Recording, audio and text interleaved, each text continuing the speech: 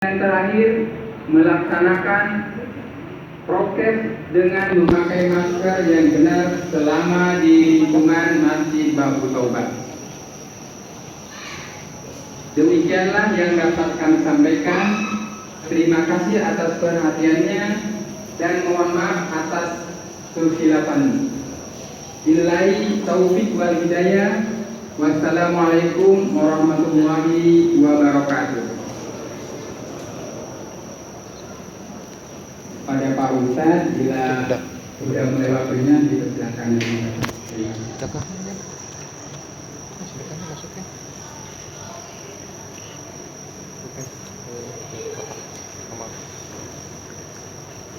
Bilang bismillah dulu ya.